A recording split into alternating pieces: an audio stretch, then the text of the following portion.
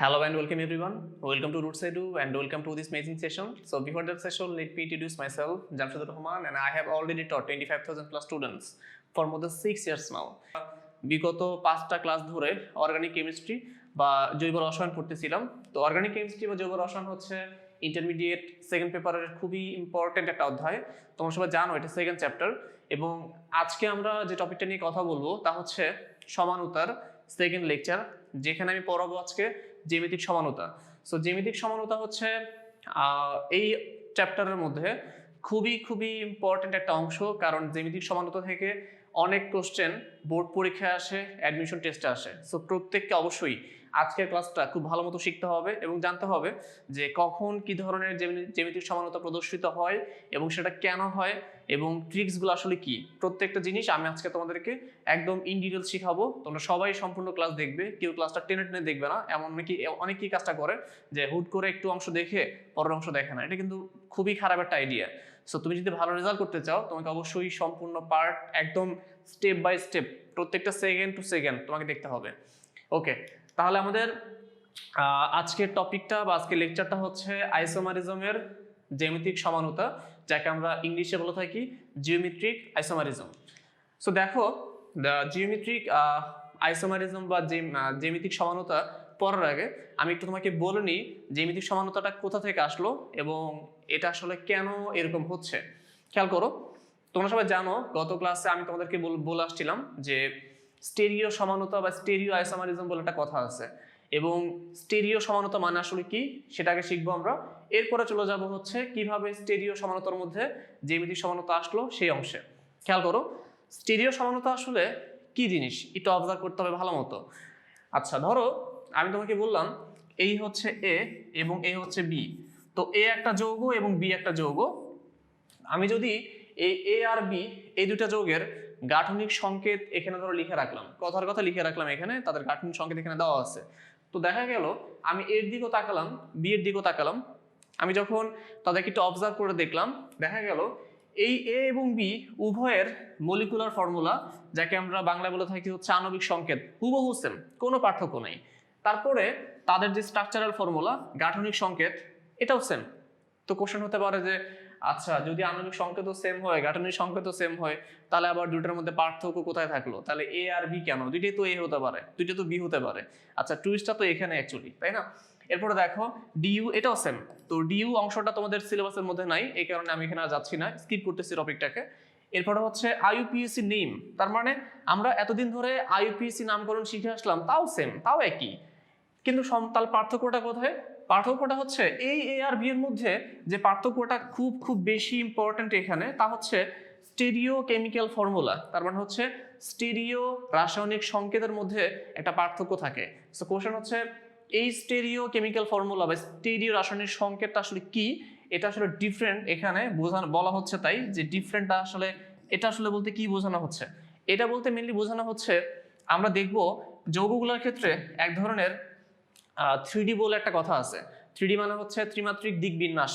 তো আমি যখন সেখানে তার 3D ভিউটা খেয়াল করব, 3D ভিউ খেয়াল করলে দেখা যাবে এই এ এবং এই বি এর বাকি সবগুলা সেম থাকলেও শুধুমাত্র এই অংশটা সেম পাওয়া যাচ্ছে না। এগুলো সবই সেম, কিন্তু এই অংশটা সেম আসতেছে না। মোট কথা, আমি 3D ভিউ নেওয়ার পরে দেখা গেল যে আসলে আমি এতদিন পর্যন্ত বা এতক্ষণ পর্যন্ত যা ভেবে আসছি তার সাথে এই 3D ভিউ এর ম্যাচ করতেছে না। তাহলে কথাটাকে আমি আবার বুঝিয়ে বলি, যদি কোশ্চেন করা হয় স্টেরিও সমানুতা বা স্টেরিও আইসোমারিজম মানে কি, যদি এমন হয় যে দুইটি যৌগ যাদের আণবিক সংকেত এবং গাঠনিক সংকেত উভয় সেম, কিন্তু সেই আণবিক সংকেত এবং গাঠনিক সংকেত একই বিশিষ্ট যৌগসমূহের মধ্যে এমন কিছু তোমার পরমাণু থাকবে অথবা কিছু মূলক থাকবে যাদের যাদের 3D ভিউ বা ত্রিমাত্রিক দিকবিন্যাস এটার ভিন্নতার কারণে দেখা যাবে এই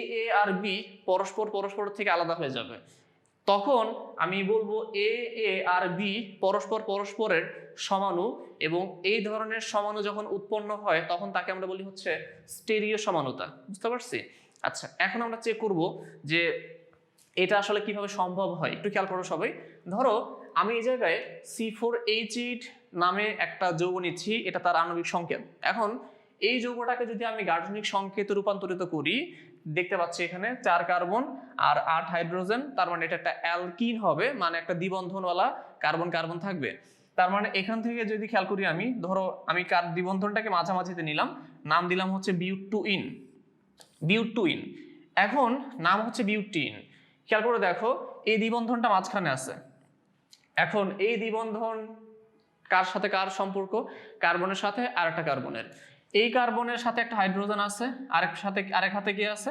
একটা মিথাইল আছে। আবার এই কার্বনের এক হাতে হাইড্রোজেন, আরেক হাতে আরেকটা মিথাইল।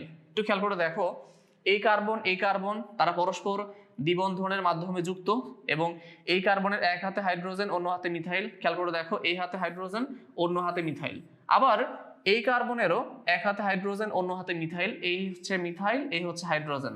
কিন্তু আমি একটু অবজার্ভ করে দেখব যে আমি যদি এই মিথাইল আর এই মিথাইলকে একই দিকে না রাখি, মানে হচ্ছে তোমার অ্যালং এ না রাখি, দেখা যাবে যদি তাদেরকে আমি অ্যাক্রস করে দিই, তার মানে হচ্ছে তাদেরকে যদি আমি হচ্ছে এভাবে কোনাকুনি করে দিই, তোমার কর্ণের মতো করে দিই, তার মানে ব্যাপারটা এইভাবে দাঁড়াবে, এই জায়গায় আসবে একটা মিথাইল, আর এই মিথাইলটা শিফট হয়ে এই জায়গায় চলে আসবে, রাইট? আর এই হাইড্রোজেন এখানে থাকবে, কিন্তু এই হাইড্রোজেন শিফট হয়ে চলে যাবে হচ্ছে উপরে। তাহলে খেয়াল করে দেখো এই জায়গায় একই পরমাণুগুলো এবং একই মূলকগুলো একই দিকে আছে, মানে একই সাইডে অবস্থিত তারা। একইভাবে এই যৌগটার ক্ষেত্রে মিথাইল এবং মিথাইল এই দুটা মূলক কিন্তু বিপরীত পাশে অবস্থিত, আবার এই পরমাণু এবং এই পরমাণু বিপরীত পাশে অবস্থিত। তার মানে বোঝা যাচ্ছে এদের আণবিক সংকেত সেম, তাদের গাঠনিক সংকেত সেম, কিন্তু আমি যখন তাদের জিওমেট্রিক্যাল ভিউ দেখব বা 3D ভিউ দেখব, তখন দেখা যাবে যে তাদের ভিউ থেকে আসলে এই দুটাকে একই মনে হলো, তাদের ভিউ আসলে অ্যাকচুয়ালি সেম না। ঠিক তখনই আমরা লক্ষ্য করব এই জায়গায় এক ধরনের সমানতা উৎপন্ন হবে, এবং সাধারণত আমরা এই ধরনের সমানুকে বলি হচ্ছে জ্যামিতিক সমানতা। একটু খেয়াল করে দেখবা, যখন দুইটি মূলক বা পরমাণু একই দিকে অবস্থিত থাকে, এই ধরনের সমানতাকে আমরা বলি হচ্ছে সিস, আর যখন তারা অপোজিট দিকে থাকে তখন তাকে বলি হচ্ছে আমরা ট্রান্স। তার মানে সিস এবং ট্রান্স আমরা জ্যামিতিক সমানতার ক্ষেত্রে প্রায় দেখব, এবং এটা দেখে কনফিউজড হওয়া যাবে না, কারণ এই দুটাই হচ্ছে জিওমেট্রিক আইসোমারিজমের হচ্ছে খুবই ইম্পর্টেন্ট একটা টপিক। সো জিনিসটা অবশ্যই মাথায় রাখতে হবে, সিস কি জিনিস, ট্রান্স কি জিনিস। আচ্ছা, এখন আমরা চলে যাচ্ছি আমাদের স্টেরিও আইসোমারিজমের শ্রেণী বিভাগে, বা কিভাবে এটাকে শ্রেণী বিন্যাস করা যায়। এখানে খেয়াল করো প্রত্যেকটা টপিকের যে বাংলা টার্মগুলো আছে এগুলো আসলে ইংলিশ এবং বাংলা একই। তোমাদের যে টেক্সট বুকটা আছে সেখানে দেখবা যে সাপোজ স্টেরিও সমানতা, এটাকে বলা হচ্ছে স্টেরিও আইসোমারিজম। মোট কথা এখানে বাংলা ইংলিশ সেম, তাই আমি ইংলিশ চারটাকে লিখে রাখছি, এটা আমার সুবিধার জন্য। খেয়াল করো সবাই, তাহলে আমি চারটা করতেছি হচ্ছে স্টেরিও আইসোমারিজমের ক্ষেত্রে। তাহলে স্টেরিও আইসোমার, তো সাধারণত স্টেরিও আইসোমার গুলোকে প্রধানত দুইটি অংশে ভাগ করা যায়, একটাকে বলা হয় কনফিগারেশনাল আর একটাকে বলা হয় কনফরমেশনাল আইসোমার্স। আর এখানে কনফিগারেশনাল মানে কি, লেখা আছে হচ্ছে কনফিগারেশন মানে হচ্ছে আইসো লেভেল। তো এখন কোশ্চেন হচ্ছে যে আইসো লেভেল মানে আসলে কি? তো আইসো লেভেল মানে আমরা অনেকেই একটু দেখা জিনিসটাকে একটু ডিফারেন্ট চিন্তা করি।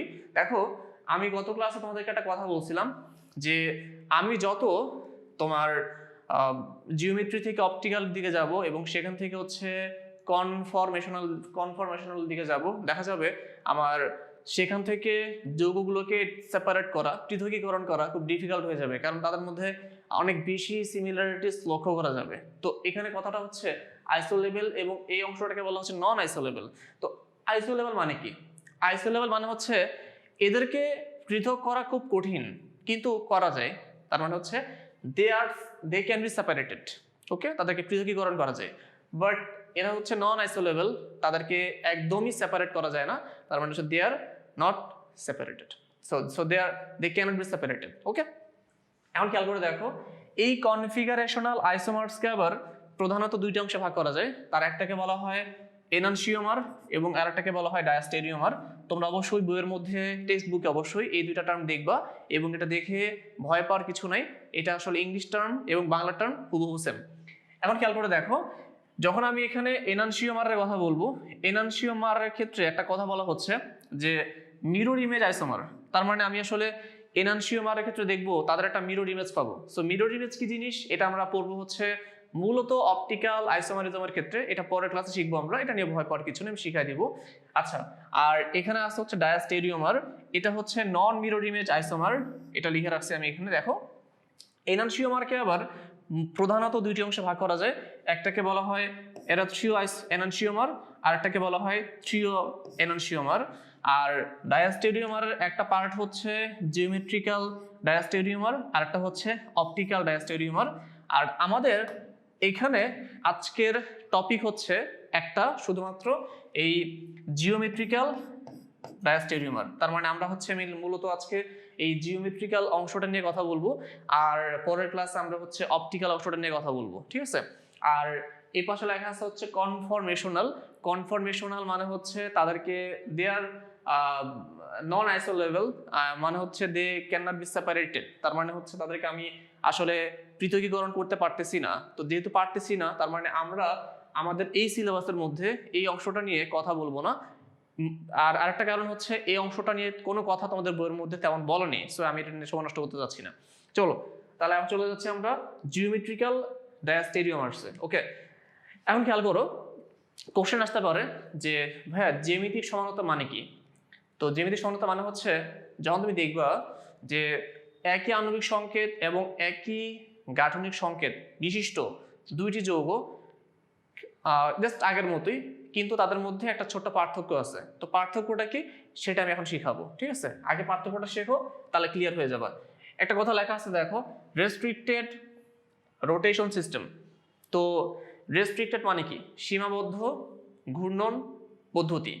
সো এখানে এমন একটা কন্ডিশন আসবে যেখানে ঘূর্ণনের ক্ষেত্রে একটা রেস্ট্রিকশন থাকবে, এবং ওই রেস্ট্রিকশন সিস্টেমের উপর আমি জিওমেট্রিক্যাল আইসোমারিজম বা জ্যামিতিক সমানতা প্রদর্শন করতে পারবো, অন্যথায় সেখানে করতে পারবো না।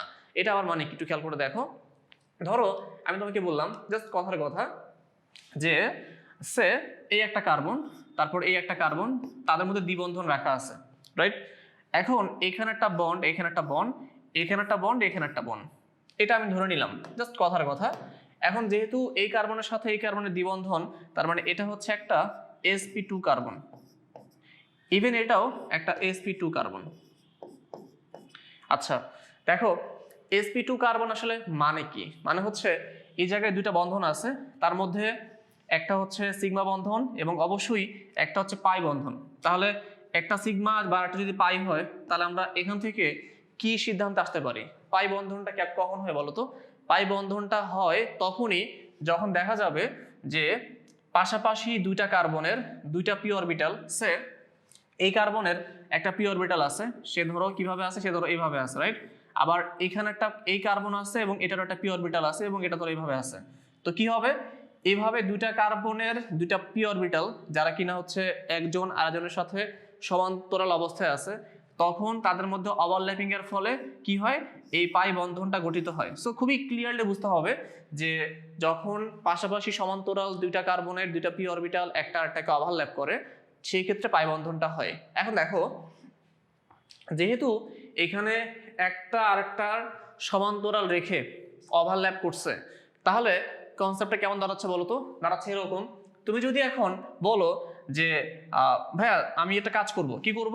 আমি হচ্ছে এই কার্বনের সাথে এই কার্বনের যদি কোনো সিঙ্গেল বন্ধন থাকে, সেই বন্ধন ওলা কার্বনকে আমি ঘুরাবো। মানে ব্যাপারটা এরকম যে এই কার্বনকে আর এই কার্বনকে তুমি ধরো একটাকে ফিক্স করে রাখলা, সেটা ফিক্সড, এটা একটা কার্বন ফিক্স করে রাখছো, এটা একটা কার্বন তুমি ঘুরাতে যাচ্ছ, এভাবে ঘুরাতে যাচ্ছ, তো এটা ঘুরবে। কেন ঘুরবে? এটা ঘুরানো সম্ভব। কেন সম্ভব? দেখো, কারণ হচ্ছে এটা একটা সিগমা বন্ধন, রাইট? সিগমা বন্ধন কিভাবে হচ্ছে এখানে? এখানে হচ্ছে যেহেতু এই কার্বনে sp2 সংকরান হলো, তার মানে এখানে এই কার্বনের সাথে এই কার্বনের কি হবে? sp2 হাইব্রিড অরবিটাল একটা আরেকটাকে ওভারল্যাপ করবে। মোট কথা খেয়াল করে দেখো সবাই, যে এই জায়গায় দেখা যাবে তোমার, একটু বুঝিয়ে বলি ব্যাপারটা, সে এই একটা কার্বন, তারপরে এই একটা কার্বন, রাইট? এখন উভয় কার্বনের মধ্যে কি আছে? একটা হচ্ছে সিঙ্গেল বন্ধন আছে। তো যদি উভয় কার্বনের মধ্যে সিঙ্গেল বন্ধন থাকে, সে এই একটা কার্বন এবং এই একটা কার্বন, তাহলে এই কার্বন যদি sp2 সংকরিত হয়, তাহলে তার total number of hybrid orbital থাকবে কয়টা? 3টা। সো এই হচ্ছে একটা sp2, তারপরে এই হচ্ছে একটা sp2, তারপরে ধরে নিচ্ছি আমরা এই হচ্ছে আমার আরেকটা sp2, রাইট? 3টা হাইব্রিড অরবিটাল। একইভাবে এই কার্বনেরও কি আছে বলো? এই কার্বনের হচ্ছে 3টা হাইব্রিড অরবিটাল আছে, তার মধ্যে প্রত্যেকটাই হচ্ছে sp2 করে, সেটা প্রত্যেকটা sp2 করে। একটু অবজার্ভ করে দেখবা যে এই জায়গায় যে দুটো কার্বন দেখতে পাচ্ছ তুমি, এই দুটো কার্বনের মধ্যে কি হইলো বলো? এই জায়গাতে ওভারল্যাপিং হইলো, তাই না? সো ওভারল্যাপিং এর ফলে কি হয়? এই কার্বনের সাথে এই কার্বনের সিগমা বন্ধন গঠিত হয়। তো যদি এভাবে দুইটা কার্বনের মধ্যে সিগমা বন্ধন গঠিত হয় এবং তারা কিন্তু মুখোমুখি অবস্থান করে গঠিত হচ্ছে বন্ধনটা, তার মানে আমি যদি একটাকে ফিক্সড রেখে আরেকটাকে ঘুরাই, কি হবে? কোনো সমস্যা হবে না। কারণ কি? কারণ এই বন্ধন এরা তো মুখোমুখি অবস্থান করতেছে। ব্যাপারটাকে কল্পনা করো যে একজনের মুখ আরেকজনের মুখের মধ্যে ধরো লেগে আছে, যদিও এই জিনিসটা খুব উইয়ার্ড লাগতেছে শুনতে। তো ধরো যদি মুখে লেগে থেকে একজনকে ঘুরানো হয় বা একটা ঘুরানো হয়, তাহলে কি হবে? ও কিন্তু মুখের সাথে মুখ লাগায় রাখতে পারবে, এটা কোনো সমস্যা হবে না। সো এই জায়গাতে অ্যাকচুয়ালি সেই সিনটাই ঘটতেছে। এভরিওয়ান খুব ভালো মতো অবজার্ভ করতে হবে। বাট কথা হচ্ছে what is restricted rotation system বা সীমাবদ্ধতার একটা ঘূর্ণন ব্যবস্থা মানে আসলে কি? খেয়াল করে দেখো, এখন কিন্তু আমি কথাটা বলতেছি সিগমা বন্ধনের ক্ষেত্রে, মানে মুক্ত ঘূর্ণন, মানে ফ্রিলি মুভ করা বা ফ্রি রোটেশন সম্ভব, কিন্তু সেটাকে হচ্ছে আমি যদি বলি পাই বন্ধনের ক্ষেত্রে কেন সম্ভব না? দেখো, পাই বন্ধন সম্ভব না এই কারণে, যদি আমি এই ক্ষেত্রে পাই বন্ধন নিয়ে কাজ করি, দেখা যাবে যে এই একটা পি অরবিটাল, আবার এই একটা পি অরবিটাল, একইভাবে এই একটা পি অরবিটাল এবং এটা একটা পি অরবিটাল, তারা কি করবে? এইভাবে ওভারল্যাপ করবে, তাই না? তারা কিন্তু ফেস টু ফেস করে না, তারা কিন্তু পাশাপাশি ওভারল্যাপ করে। তো পাশাপাশি রেখে দেখো, খেয়াল করে দেখো, বন্ধনটা কিন্তু এভাবে হয়েছে, রাইট? এই যে এভাবে আমার দুইটা পি অরবিটাল একটাকে ওভারল্যাপ করছে। এখন আমি যদি এই হাতটাকে সরায় ফেলি, তাহলে কি সরায় ফেললে বন্ধনটা কিন্তু এটার সাথে এটার বন্ধন হয়। আমি যদি এই হাত সরায় ফেলি, তাহলে কি বন্ধনটা থাকবে? তা তো থাকবে না, তার বন্ধনটা ব্রেক হয়ে যাবে, বন্ড ব্রেক হয়ে যাবে। তাই হয়েছে দেখো, এই যে এইটার সাথে এটার দেখো ওভারল্যাপিং এর ফলে, পাশাপাশি ওভারল্যাপিং এর ফলে একটা বন্ধন ছিল। কিন্তু আমি যখনই এই কার্বনের পি অরবিটাল, মানে এই কার্বনটাকে ঘুরানো মানে হচ্ছে তার যে পি অরবিটাল ছিল, যা কিনা এ বরাবর ছিল, ও তখন এভাবে ঘুরে যাবে, আর ও তো এভাবে আছে। তাহলে ও এভাবে ঘুরে গেলে কি হবে? এটার সাথে এটা যে বন্ধনটা হওয়ার কথা ছিল তা ভেঙে যাবে। তো ভেঙে যাওয়া মানে হচ্ছে সেই ক্ষেত্রে আমি আর কি পাবো না? কোনো জিওমেট্রিক্যাল আইসোমার পাবো না। বুঝতে পারছি কথা?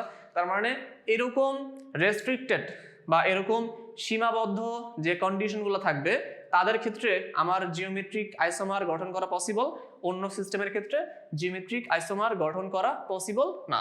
আচ্ছা, এখন কোশ্চেন হচ্ছে জ্যামিতিক সমান্তরাল সংজ্ঞা কি? একটু আগে বলতেছিলাম, একই আণবিক সংকেত এবং একই গাঠনিক সংকেত বিশিষ্ট যৌগ সমূহের যদি এমন হয় তাদের কার্বন মানে দুইটি পরমাণুর মধ্যে, সেটা কার্বন নাও হতে পারে, দুইটি পরমাণুর মধ্যে যখন মুক্ত আবর্তন বা মুক্ত ঘূর্ণন সম্ভব হবে না, মানে সেখানে একটা রেস্ট্রিক্টেড রোটেশন সিস্টেম থাকবে, ওই অবস্থায় উভয় প্রান্তে, মানে ওই দ্বিবন্ধন ওয়ালা যে উভয় প্রান্ত আছে, উভয় প্রান্তে যে মূলকগুলো যুক্ত থাকবে অথবা যে পরমাণুগুলো যুক্ত থাকবে, তাদের 3D ভিউ বা জ্যামিতিক গঠনের চেঞ্জ হওয়ার কারণে, পরিবর্তনের কারণে যে ধরনের সমানতার উদ্ভব হয় তাকে বলা হয় জ্যামিতিক সমানতা। সবাই খুব সুন্দর করে নোট করে রাখবে কথাটা। আমি খুব ভালো মতো সংজ্ঞাটা বলে দিলাম তোমাদেরকে, অবশ্যই ভালো মতো সংজ্ঞাটা একদম মাথার মধ্যে রেখে দিবা, যেন পরীক্ষা আর ভুল না হয় কারো। এভরিওয়ান খেয়াল করো, তাহলে এখন বুঝাচ্ছি আমি রেস্ট্রিক্টেড রোটেশন সিস্টেম। এটা মানে কি? রেস্ট্রিক্টেড রোটেশন সিস্টেম হচ্ছে, দেখো এই কার্বন কি বন্ধন আছে বলো তো? এখানে অবশ্যই একটা পাই বন্ধন আছে। তো আমি মাথা রাখবো যে এই যে পাই বন্ধন মানে হচ্ছে এই জায়গায় একটা রেস্ট্রিক্টেড রোটেশন সিস্টেম আছে। তারপরে কার্বন আর নাইট্রোজেন, এখানেও পাই বন্ধন, সো এই জায়গাতেও রেস্ট্রিক্টেড রোটেশন সিস্টেম আছে। ইভেন নাইট্রোজেন দ্বিবন্ধন, এই জায়গাতেও রেস্ট্রিক্টেড রোটেশন সিস্টেম থাকবে, কারণ এখানে পাই বন্ধন আছে। আবার এই যে রিংটা আমি আঁকলাম, এই রিং এর মধ্যেও একটা রেস্ট্রিক্টেড রোটেশন সিস্টেম আছে। কেন আছে? কারণ হচ্ছে এই যে রিংটা আছে, সাধারণত রিংগুলোকে ঘোরানো হলে তাদের স্ট্রেন থাকার কারণে তারা আসলে দেখা যায় তাদের যে স্ট্রাকচারটা সেটা ব্রেক হয়ে যায়। সো এটা তো হওয়া যাবে না। তার মানে এইখানে দেখা যাবে যে রিংগুলার ক্ষেত্রেও জ্যামিতিক সমানতা গঠন করা সম্ভব। কেন? কারণ এই জায়গাতে স্প্রিং কাজ করে, দ্যাটস ওয়াই এদের ক্ষেত্রে জ্যামিতিক সমানতা আমি পাবো, এটা আমি অবশ্যই সামনে দেখবো এবং একদম ক্লিয়ার করে দিব, সো নো টেনশন। এখন দেখো, একটু খেয়াল করে দেখো, সে এটা একটা কার্বন, এটা একটা কার্বন, এই কার্বনের এক পাশে আছে এ, আরেক পাশে আছে বি, মানে দুইটা হাতে অবশ্য। এখানে এই কার্বনের এক হাতে এ আছে আর এক হাতে বি আছে, তো এটাকে আমরা কি বলি? এটাকে বলি হচ্ছে আমরা সিস, রাইট? সিস বলি। আর এখানে এই এ আর এ বি, এই এ ক্রস হয়ে গেল, বি বি ক্রস হয়ে গেল, এটাকে বলি আমরা ট্রান্স, সিস ভার্সেস ট্রান্স। তো এখন খেয়াল করে দেখো, যদি এমন হয় এই সিস আর এই ট্রান্স এদের মধ্যে ইন্টার কনভার্সন এনার্জি, মানে যখন আমি একটাকে আরেকটাতে রূপান্তর করব, সেই রূপান্তর করার সময় যে এনার্জিটা প্রয়োজন হয় সেই এনার্জিটা অনেক হাই। কত? অনেক হাই। তাহলে যদি এমন হয় যে এনার্জিটা অনেক হাই, তাহলে দেখা যাবে এই সিস থেকে এই ট্রান্সে কনভার্ট করা এতটা ইজি হবে না। কেন?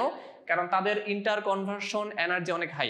বাট যদি এদের মধ্যে ইন্টার কনভার্সন এনার্জি অনেক লো হয়, মানে অনেক লো হয়, তাহলে কি হবে বলো তো? অনেক লো হবে। ধরো কত হতে পারে? সে ধরো হচ্ছে 1 কিলো ক্যালোরি, কথার কথা আর কি, 1 কিলো ক্যালোরি।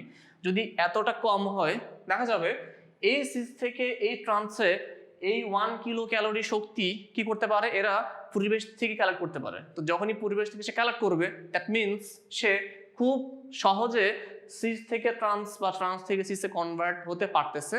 কেন? কারণ তাদের inter conversion energy is very low.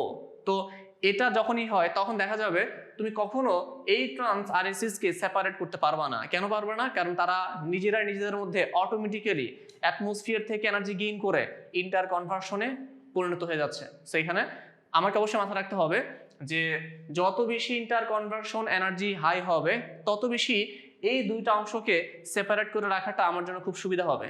তাহলে আমি এটা মাথায় রাখবো যে ইন্টার কনভার্সন এনার্জির উপর ডিপেন্ড করতেছে আমি একটা যৌগকে কত ভালোভাবে বা কতটা স্মুথলি কি করতে পারবো? সেপারেট করতে পারবো, মানে আলাদা করতে পারবো, বলতে পারবো যে এটা সিস বা এটা ট্রান্স। বোঝা গেল? ওকে, সবাই একটু আসি এখন আমাদের পরের অংশে। খেয়াল করবো আমরা এই জায়গাতে, আমি একটু বুঝিয়ে বলবো এখন যে কাদের ক্ষেত্রে আমরা সিস ট্রান্স আজকের ক্লাসে পড়বো এবং কাদের ক্ষেত্রে আমরা বলবো যে এদের ক্ষেত্রে সিস ট্রান্স সম্ভব না, বা এখানে আসলে এক্সেপশনাল কেস বলে কোনো কিছু আছে কিনা। সো প্রথম এক্সাম্পলটা সবাই খেয়াল করে দেখো, এতক্ষণ পর্যন্ত সবাই দেখে আসছো এটা অলরেডি। তো প্রথমটা হচ্ছে দুইটা কার্বন, এটা একটা রেস্ট্রিক্টেড রোটেশন সিস্টেম, এবং এই জায়গায় এক পাশে এ অন্য পাশে এ, এই দুইটা এ একই পাশে আছে, এবং এই বি আর এই ডি এরা আবার একই দিকে আছে। একইভাবে দেখো এই জায়গায় এই এ আর এই এ কিভাবে আছে? অ্যাক্রস হয়ে আছে।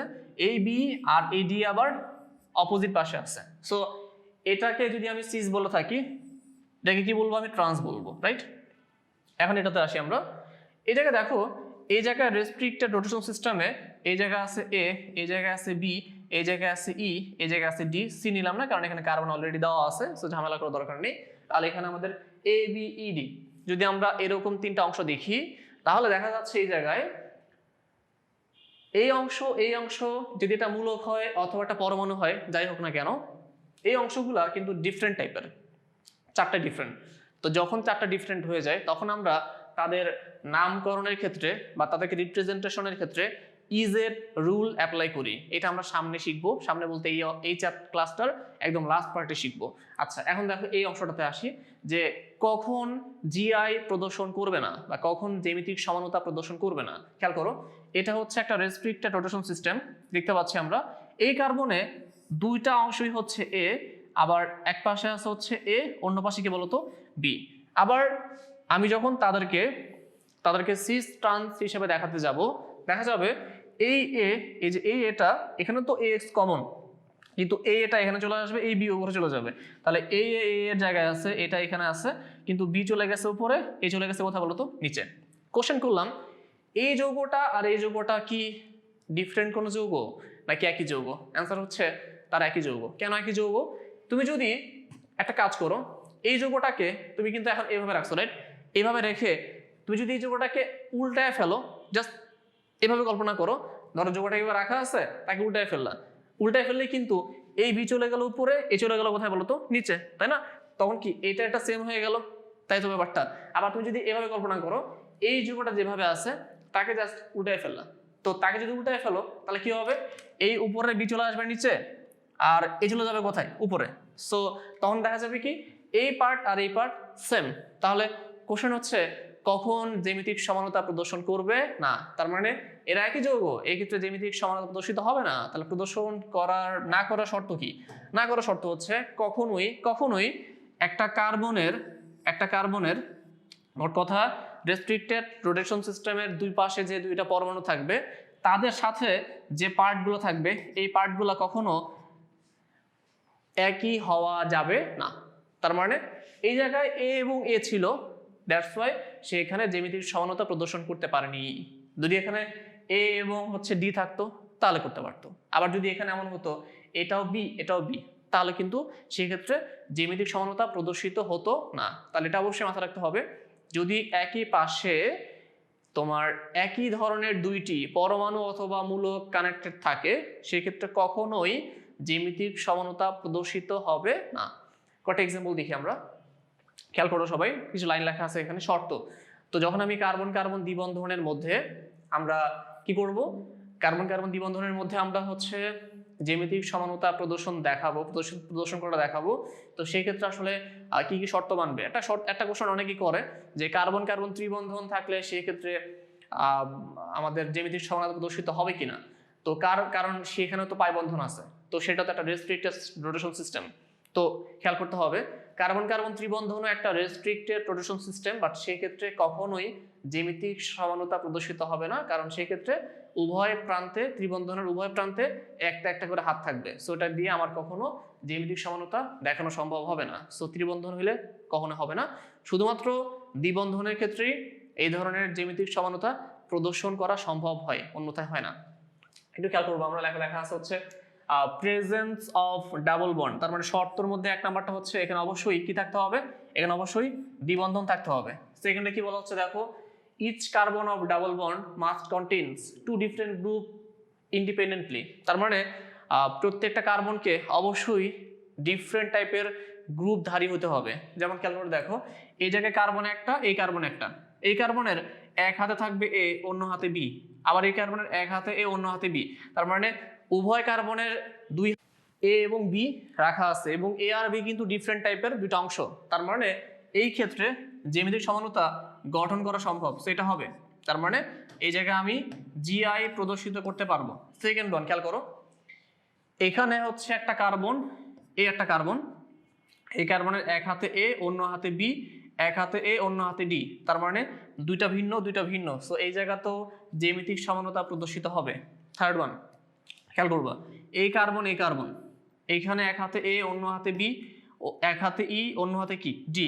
সো এখানে দুই কার্বনের উভয় পাশেই চারটা অংশ সম্পূর্ণ আলাদা, ভিন্ন। আমি কিন্তু বলছি যখন সম্পূর্ণ ভিন্ন হয় তখন কি হয়, সেই ক্ষেত্রে ইজেড দিয়ে নামকরণ করতে হয়। তার মানে এই জায়গা তো জ্যামিতিক সমানতা গঠন করা সম্ভব, বাট কি হবে সেই ক্ষেত্রে, এই জায়গা হচ্ছে ইজেড নামকরণ হবে, মাথা রাখবা।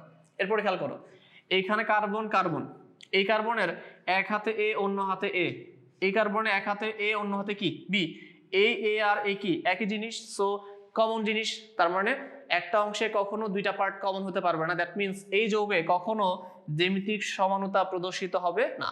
এরপর খেয়াল করো, এই কার্বন এই জায়গায় দুই হাতে একই হাইড্রোজেন, এই জায়গায় দুই হাতে একই হাইড্রোজেন, সেখানে কখনোই জ্যামিতিক সমানতা প্রদর্শিত হবে না।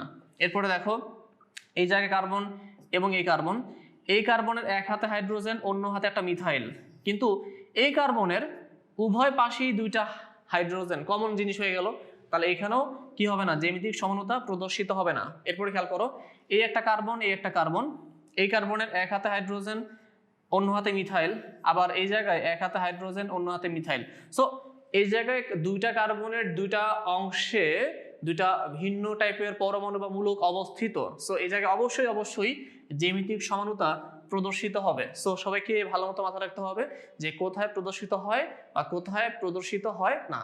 আচ্ছা, এখন চলে যাবো হচ্ছে আমরা নতুন একটা অংশে, একটু অ্যাডভান্স লেভেলের সমস্যা।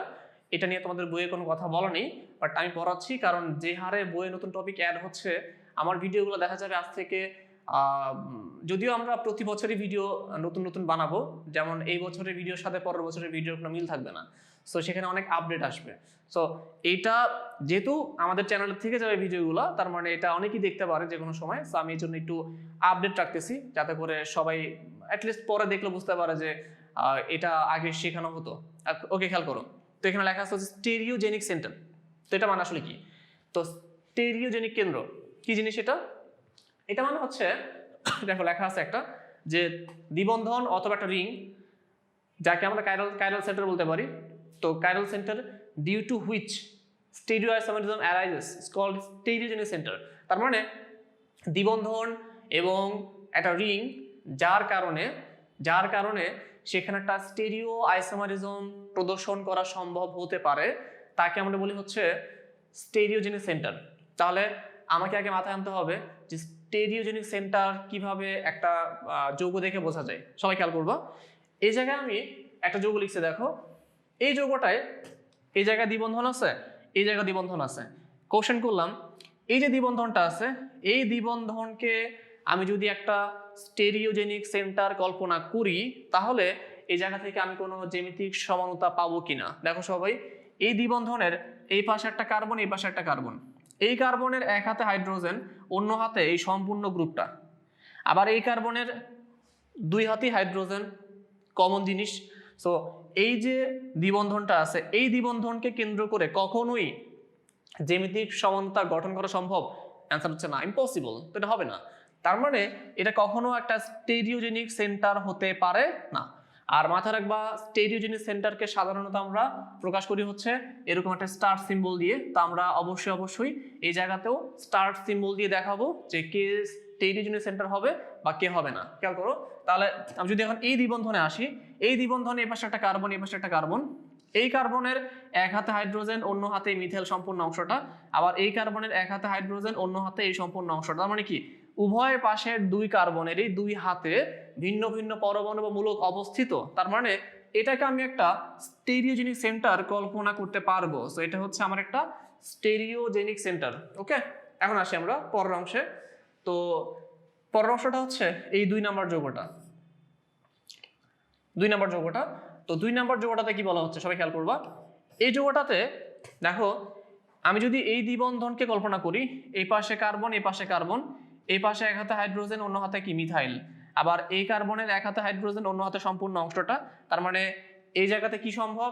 এই জায়গাতে হচ্ছে রেস্ট্রিক্টেড রোটেশন সিস্টেম ক্রিয়েট করা পসিবল, এবং উভয় পাশে ভিন্ন ভিন্ন গ্রুপ আছে। তার মানে এই জায়গাতে কি হবে? এই জায়গাতে হচ্ছে আমি কি পাবো? একটা স্টেরিওজেনিক সেন্টার পাবো। সো এখানে আমি পাবো। আবার এই জায়গাতে দেখো, এই জায়গাতে যদি আমি খেয়াল করি, এই কার্বন, এই কার্বন, এই কার্বনের এক হাতে হাইড্রোজেন, অন্য হাতে মিথাইল, এই কার্বনের এক হাতে হাইড্রোজেন, অন্য হাতে পুরো অংশটা। তার মানে এটা একটা স্টেরিওজেনিক সেন্টার হবে। এবার আসি পরেরটাতে, 3 নাম্বারটাতে। দেখো 3 নাম্বারটা দেখতে একটু বিদ ঘুটে টাইপের মনে হচ্ছে, বাট ভয় পাওয়ার কিছু নেই। সবাই খেয়াল করে দেখবো আমরা। দেখো এই হচ্ছে একটা কার্বন, এই একটা কার্বন, এই কার্বনের এক হাতে মিথাইল, অন্য হাতে হাইড্রোজেন, দুইটা ভিন্ন গ্রুপ। কোশ্চেন হচ্ছে অন্য পাশে তো রিং আছে, তো রিং থাকলে আবার কি জিনিস?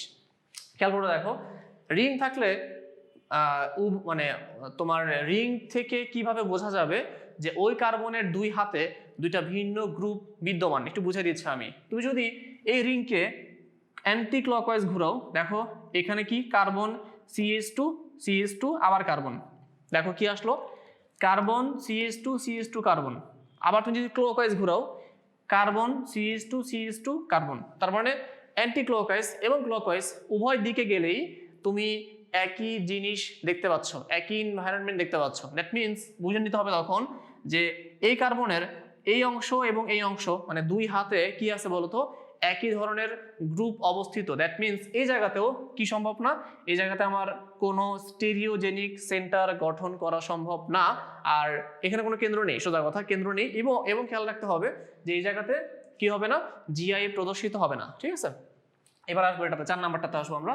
খেয়াল করে দেখো, এখন খেয়াল করবো আমরা যে এই দ্বিবন্ধনটাকে কেন্দ্র করে আমরা কোনো স্টেরিওজেনিক সেন্টার পাবো কিনা। দেখো এই কার্বনের তো কমন হাত, তাই না? কমন হাত। সো দুইটাই তো হাইড্রোজেন, সো বোঝাই যাচ্ছে এখানে কোনো জ্যামিতিক সমানতা প্রদর্শিত হবে না। আর যদি আমি এই কার্বন থেকে এভাবে অ্যান্টি ক্লকওয়াইজ যাই, কার্বন CCl2 CH2 কার্বন, এবার ক্লকওয়াইজ যাই, কার্বন CH2 CCl2 কার্বন। তো এইখানে ক্লকওয়াইজ এবং অ্যান্টি ক্লকওয়াইজ ডিফারেন্ট আসতেছে, মানে দুইটা গ্রুপ আছে, বাট এই গ্রুপটা আবার সেম হয়ে গেছে। তার মানে এই জায়গাতে কোনো স্টেরিওজেনিক সেন্টার আমি পাচ্ছি না। ওকে, এটা তো আসি আমরা এখন। দেখো এই পাশে দেখো মিথাইল হাইড্রোজেন ভিন্ন গ্রুপ। এবার আসি হচ্ছে anti clockwise, carbon CCl2 CH2 carbon, এপাশ থেকে এটা পাওয়া যায়। আবার clockwise carbon CH2 CCl2 carbon. তার মানে কি দুই পাশে ভিন্ন বইতে গেলে ভিন্ন ভিন্ন গ্রুপ পাওয়া যাচ্ছে। সো এই জায়গাতে কি আছে, স্টেরিওজেনিক সেন্টার আছে। তার মানে কি হবে, এই জায়গাতে আমি কি পাবো বলতো, এই জায়গাতে হচ্ছে আমি একটা কি পাবো, জ্যামিতিক সমাণু পাবো। এরপর আসি আমরা এখানে 6 নাম্বারটাতে আসি, 5 নাম্বারটা শেষ, 6 নাম্বারে আসি আমরা। এখন খেয়াল করো, এটা আর একটা ভিন্ন, কিন্তু এ পাশে আসো অথবা এই পাশ দিয়ে যাও, কি আসবে, একই কন্ডিশন আসবে। সো এখানে কি হবে না, আমি এখানে কোনো স্টেরিওজেনিক সেন্টার পাবো না। লাস্ট ওয়ান দেখো, এটা ভিন্ন গ্রুপ ভিন্ন গ্রুপ, এপাশ দিয়ে আসো, কার্বন CCl2 CBr2 কার্বন, এপাশ দিয়ে যাও, carbon Br2 CCl2 carbon. So এই জায়গাতে কি হবে না, কোনো সরি এটা হবে, কারণ ভিন্ন তো, উভয় পাশে ভিন্ন। তার মানে এই জায়গাতে আমি উভয় পাশে ভিন্ন ভিন্ন দুইটা পার্ট লক্ষ্য করবো। সেই জায়গাতে আমি একটা কি পাবো বলতো, স্টেরিওজেনিক সেন্টার পাবো। বুঝতে পারছি? ওকে, সো তাহলে এখন চলে যাচ্ছে আমরা পরের অংশে। আচ্ছা, তো পরের অংশটা হচ্ছে জিআই ইন রিং সিস্টেম।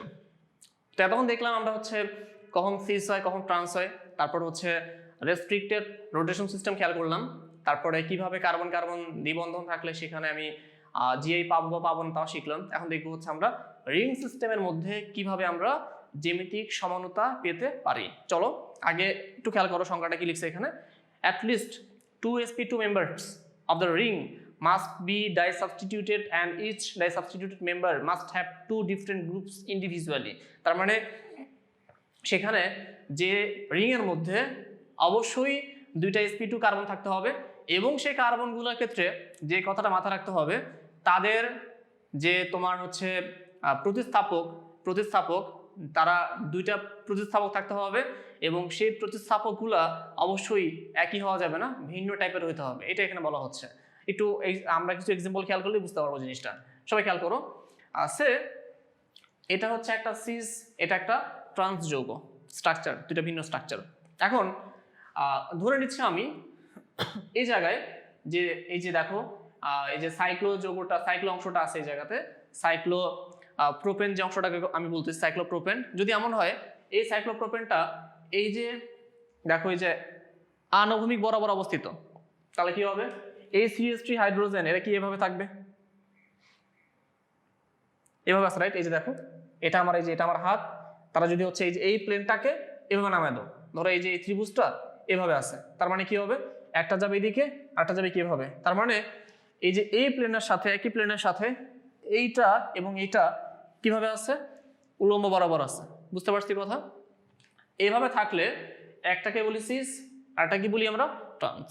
এটা আমরা নর্মাল বইতে পড়ি, কিন্তু এখন তো আমরা সামনে ইন্টারমিডিয়েট পরীক্ষা দিব, তারপর হচ্ছে আমরা অ্যাডমিশন টেস্ট দিব, সেই ক্ষেত্রে কি আর একটু স্মার্ট হওয়া লাগবে। তাহলে কি শিখবো আমরা এখন দেখবো যে এই যে এটাকে আমি যদি একই প্লেনে কল্পনা না করে যদি আমি এই সারফেসটার উপরে কল্পনা করি, ধরো এটাকে এই সারফেসের উপরে রেখে দিছি, এই সারফেসের উপরে রেখে দিলে তখন আসলে কন্ডিশনটা কেমন হবে একটু অবজার্ভ করতে হবে। হ্যাঁ, খেয়াল করো, যদি একই সারফেসের উপর রেখে দিই তাহলে দেখো ব্যাপারটা কেমন হবে না, এটা এরকম হয়ে যাবে, তাই না? দেখো যে এটা হচ্ছে সে প্লেন, তাহলে আগে তো এরকম ছিল রাইট, এই যে এরকম ছিল, ধরো এরকম ছিল, ধরো এটা হচ্ছে আমার এইটুকু হচ্ছে আমার সেই প্লেনটা, মানে এই যে ট্রায়াঙ্গেলটা কল্পনা করো, ঠিক আছে, সাইক্লো যৌগটা সাইক্লো অংশটা এখানে আছে, আর এটা হচ্ছে এই মাথায় একটা মূলক, এই মাথায় একটা মূলক, এই মাথায় একটা মূলক, এই মাথায় একটা মূলক। এটা কখন, যখন এটা আনুভূমিক বরাবর আছে। বাট আমি যখন এটাকে এরকম নিব, এই প্লেনে করে ফেলবো, প্লেনে করলে কি হবে, এটা আর এক দুই মাথা সামনে চলে আসবে, মানে ফ্রন্ট ভিউ, আর এই মাথা আর এই মাথা কি পিছে যাবে, সেটা কি হবে, ব্যাকওয়ার্ডে আমার চলে যাবে।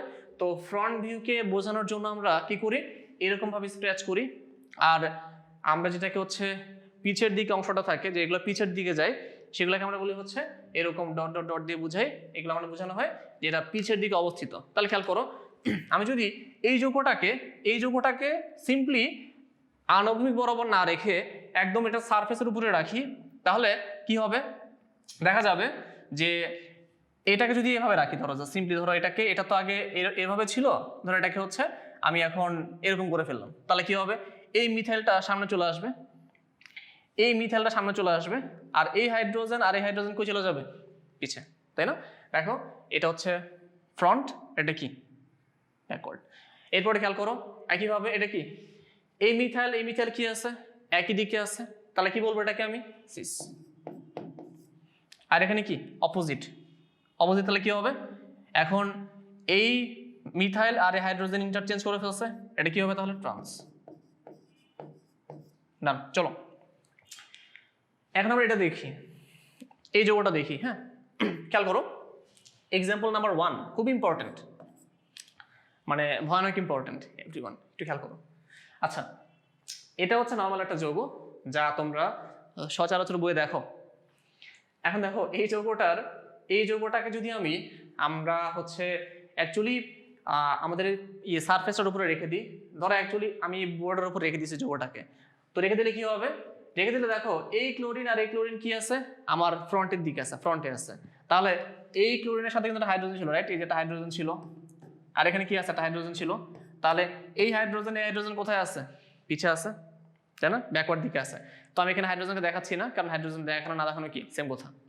খেয়াল করে দেখো, তার মানে এই যৌগটাকে আমি এখানে রিপ্রেজেন্ট করলাম, ক্লোরিন ফ্রন্টে আছে, দ্যাটস ওয়াই এভাবে সম্পূর্ণ স্ট্রেচ করলাম। আর আমি যখন এটাকে সিস বলতেছি, আর এটা ট্রান্স কি হবে? ট্রান্স হবে কখন বলো তো? ট্রান্স তখনই হবে। ও আচ্ছা, একটা কথা বলি, ফার্স্ট কোশ্চেন হচ্ছে এই যৌগটার ক্ষেত্রে আমি অ্যাকচুয়ালি একটু মিস্টেক করে ফেলছি, আমি তোদের একটু বুঝাই দিই ভালো মতো।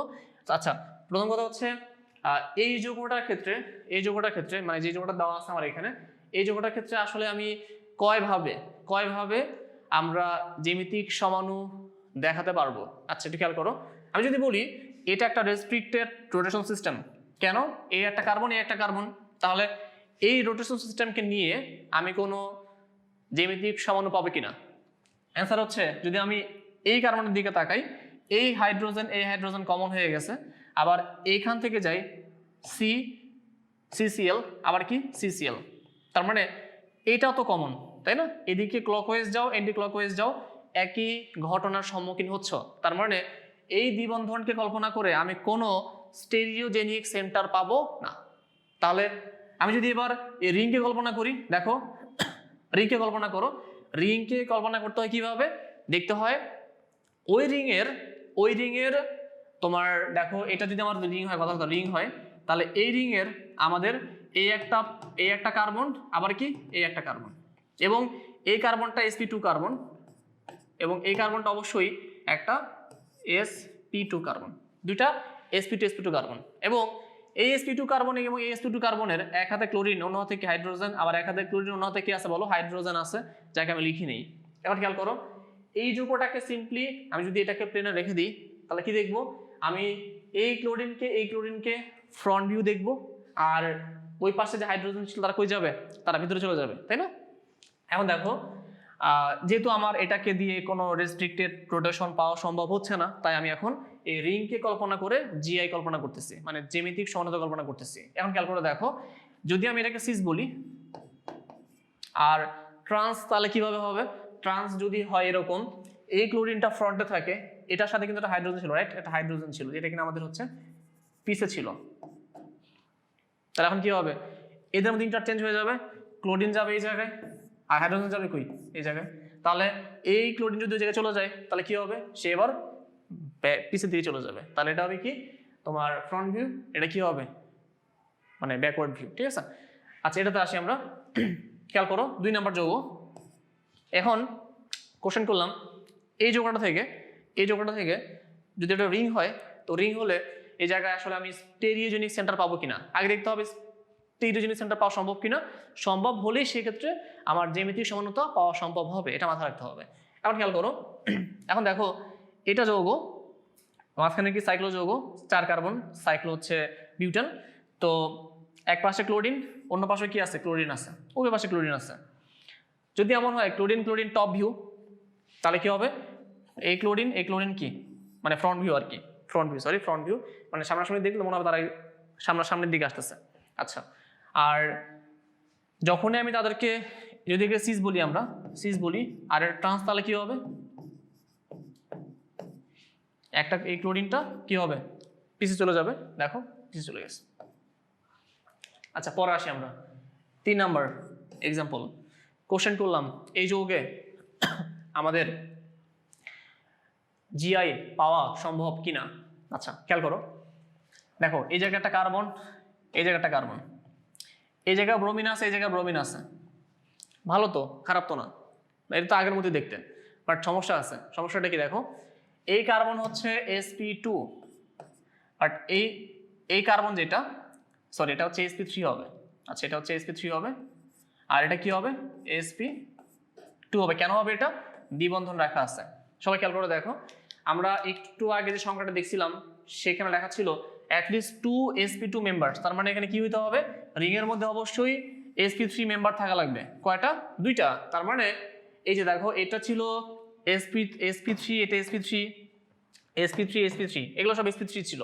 ইভেন এখানেও সেম রিং এর গুলো sp3 ছিল। এই যে এই রিং এর মধ্যে sp3 কার্বন, কিন্তু এই রিং এ এটা sp3, বাট এটা কি? এটা হচ্ছে sp2।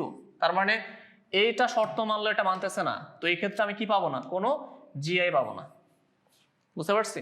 এবার এটাতে আসো, এই একটা কার্বন, এটা sp3 কার্বন অবশ্যই, আবার এটা হচ্ছে sp3 কার্বন, তো দুটো sp3 কার্বন। তো এই জায়গায় আমি জিআই পাবো কিনা? অ্যান্সার হচ্ছে এখানে পাবো না। কেন পাবো না?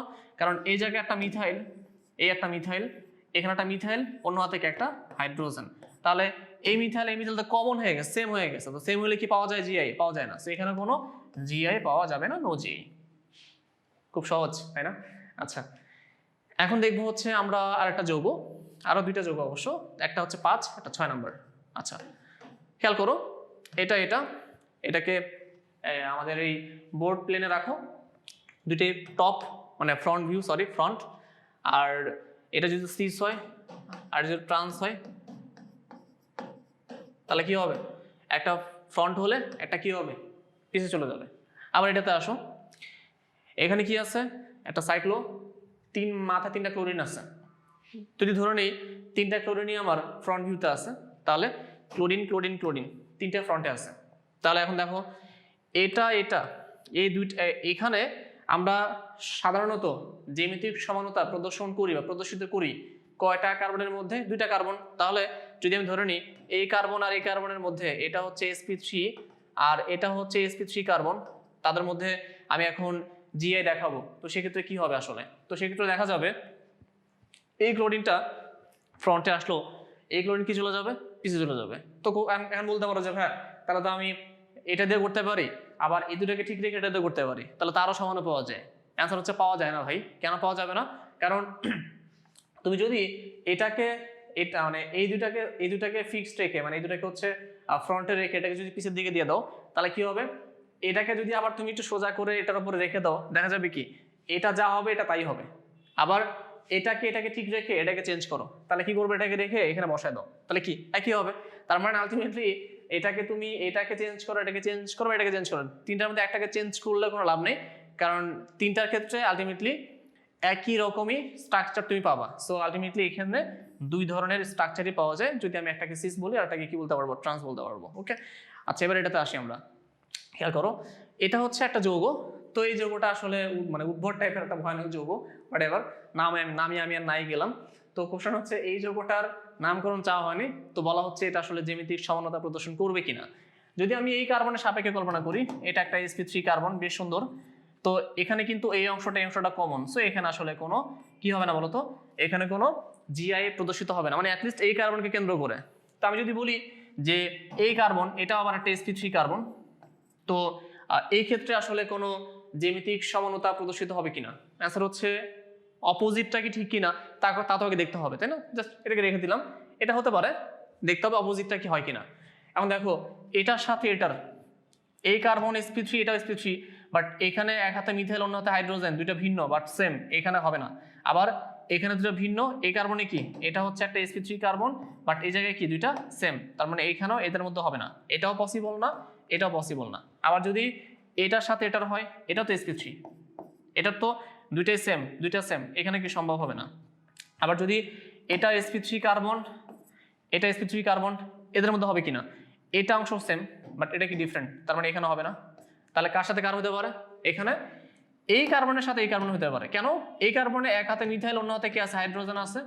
একইভাবে এই কার্বনে এক হাতে মিথাইল, অন্য হাতে কি আছে, হাইড্রোজেন আছে। তার মানে কি এদের মধ্যে আমি কি করতে পারবো, এদের মধ্যে মানে এই যে এটা সাপেক্ষে এটার, মানে এদের মধ্যে আমি একটা জ্যামিতিক সমানতা প্রদর্শিত করতে পারবো, বা বাকি যা যা আছে এগুলো একটার মধ্যে প্রদর্শন করা সম্ভব হবে না। বুঝতে পারছি?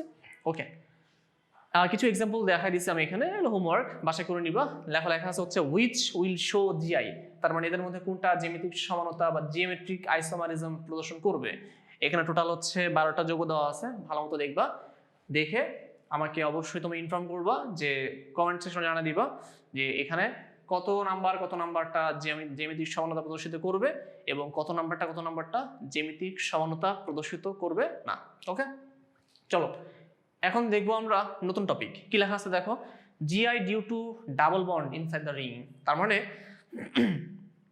একটা রিং আছে, সেই রিং এর মধ্যে আবার দ্বিবন্ধন আছে। বাপরে বাপ, মানে শুনতে ভালোই মনে হচ্ছে, বাট রিয়েল লাইফ যারা এগুলো ফেস করছে, একটু ঘাটাঘাটি করছে, তারা জানা যায় কতটা ডিফিকাল্ট একটা জিনিস এটা। So GI due to double bond inside the ring, তার মানে একটা রিং এর মধ্যে দ্বিবন্ধন থাকবে এবং আমাকে দেখাতে হবে যে এই জায়গায় কি সম্ভব, এই জায়গায় হচ্ছে জ্যামিতিক সমানতা গঠন করা সম্ভব।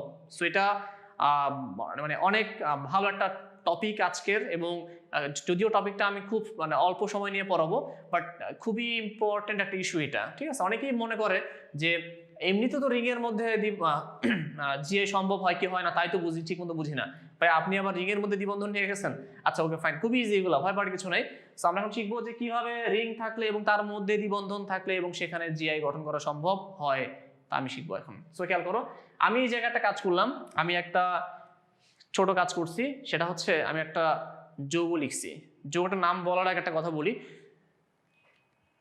রিং এর মধ্যে দ্বিবন্ধন সহ জ্যামিতিক সমানতা প্রদর্শন করা সম্ভব হবে তখনই যখন রিং মিনিমাম 8 কার্বন বিশিষ্ট হবে। যদি রিং এর মধ্যে 8 কার্বনের থেকে কম কার্বন হয় এবং সেই জায়গায় দ্বিবন্ধন থাকে, সেখানে কখনোই জিআই প্রদর্শিত হবে না। অবশ্যই মাথায় রাখতে হবে মিনিমাম কত কার্বন থাকা লাগবে, 8 কার্বন থাকা লাগবে। সো আমি সবার আগে কি করছি, যেহেতু মিনিমাম 8 হওয়া লাগে, 8 দিয়ে একটা যৌগ লিখছি। দেখো কি এটা হচ্ছে সিস সাইক্লোঅক্টেন, নাম দিলাম সাইক্লোঅক্টেন, এটা ইন হবে অবশ্য। সো সিস সাইক্লোঅক্টিন, তো এখানে একটা দ্বিবন্ধন আছে, তো অক্টিন যদি এটা হয়, কথার কথা অক্টিন হয় এখানে, তো অক্টিন হলে কি হবে দেখো, সিস কেন, কারণ হচ্ছে এই দ্বিবন্ধনের এই হাইড্রোজেন এবং এই হাইড্রোজেন, এই কার্বনের একই পার্শ্বে অবস্থিত। আমি আবার এই সমস্ত বড় বড় যৌগগুলোকে এভাবে না লিখে ভিন্নভাবেও রিপ্রেজেন্ট করতে পারি। কিভাবে দেখো তো, এটাকে আবার এভাবে রিপ্রেজেন্ট করা যায়। অনেকে দেখা যায় এভাবে 8টা আঁকতে যে 7 বা 6 বানায় ফেলে বা 10ও বানায় ফেলে। সো এই ঝামেলাটাকে সলভ করার জন্য এইভাবেও রিপ্রেজেন্ট করা এদেরকে যায়। তো কি করলাম আমি এখানে, এই জায়গায় 4টা, এই জায়গায় 4টা, দেখো কয় কার্বন, এই যে 1 2 3 4 5 6 7 8, 8 কার্বন, এই জায়গায় 8টা, দেখো এই যে 1 2 3 4 5 6 7 8টা, সো এখানে 8টা, উপরে 7টা। তুমি এইভাবে দেখাতে পারো, আবার এইভাবেও দেখাতে পারো। খেয়াল করো এই জায়গায় কি বোঝানো হচ্ছে, এই হাইড্রোজেন এদিকে আছে, আবার এই হাইড্রোজেন কি এদিকে আছে, এটা কি সিস। বাট তুমি যদি একটা কাজ করো, একটা ছোট চালাকি করো, চালাকিটা কি, মোট কথা আমার এই জায়গায় একটা সাইক্লো থাকবে, মানে রিং থাকবে, রিং এর মধ্যে আমার দ্বিবন্ধন থাকবে। এখন যদি এই দ্বিবন্ধনটাকে শিফট করে তুমি যদি এই জায়গায় নিয়ে আসো, ধরো এই জায়গায় নিয়ে আসলা, তাহলে কি হবে, এই রিংটাকে মানে দ্বিবন্ধনটাকে শিফট করে এই জায়গায় নিয়ে আসলে, মানে এই জায়গায় নিয়ে আসলে দেখা যাবে যে এটা যদি সিস হয়, এটা হয়ে যাবে কি ট্রান্স। কেন ট্রান্স হবে, কারণ হচ্ছে তখন দেখা যাবে একটা হাইড্রোজেন যদি এই জায়গায় চলে আসে, আর একটা হাইড্রোজেন কখনো এই জায়গায় বসবে না। কেন বসবে না এটা, কারণ এই যে এই কার্বনটা একটা sp2 কার্বন, এটা একটা sp2 কার্বন। আমরা জানি sp2 যখন একটা সংকরায়ন হয়, তখন এই একটা কার্বন তার যদি sp2 হয়, তাহলে অবশ্যই তার যে বন্ড অ্যাঙ্গেল তা কত ডিগ্রি হয়, 120 ডিগ্রি হয়। সো দেখা যায় এই জায়গায় স্ট্রেনের কারণে এই অ্যাঙ্গেলটা 120, এটা 120, এটা 120 হতে পারে, বাট এই জায়গায় এটা কখনো 120 হতে পারে না।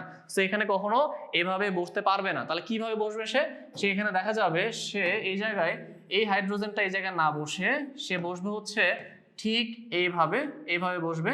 তখন আমি তাকে বলতে পারবো হচ্ছে কি বলতো, এইভাবে বসলে তাকে বলতে পারবো হচ্ছে আমি সে এখন কি হয়ে গেছে, ট্রান্স হয়ে গেছে। আমি একটা বার একটু ভালো করে লিখি, আমি যদি এটাকে এভাবে লিখে দিই, সে এভাবে লিখে দিলাম, এইভাবে লিখি আর কি, অনেকে মন খারাপ করতে পারো, এভাবে লিখলাম, এটা এখন ট্রান্স হয়ে গেল, রাইট? তো এখন তাহলে কি হবে, তাদের মধ্যে আমি এখন 120 ডিগ্রি প্রদর্শিত করতে পারবো। সো এই 120 ডিগ্রি প্রদর্শিত করানোর জন্যই আলটিমেটলি একটা বড় স্পেস দরকার হয়। এই কারণে বলা হচ্ছে মিনিমাম 8 কার্বন হওয়া লাগে, এর বেশি হলে সমস্যা নাই, বাট কম হওয়া যাবে না। ঠিক আছে, ওকে। তাহলে এভরিওয়ান, তাহলে বুঝে গেলাম আমরা যেটা কেন। এখন অনেকে বলতে পারো যে ভাইয়া এই জায়গায় যদি দেই, এই জায়গায় দিলাম আমি, তাহলে এই জায়গায় দিতে পারি তো, তাহলে তো হয়। আচ্ছা, এই জায়গায় দিলে দেখো খেয়াল করে, যদি এই জায়গায় দ্বিবন্ধন তুমি দাও, তাহলে এই জায়গায় থাকবে না, এটা থাকবে না, দ্বিবন্ধনটা এখানে চলে আসবে।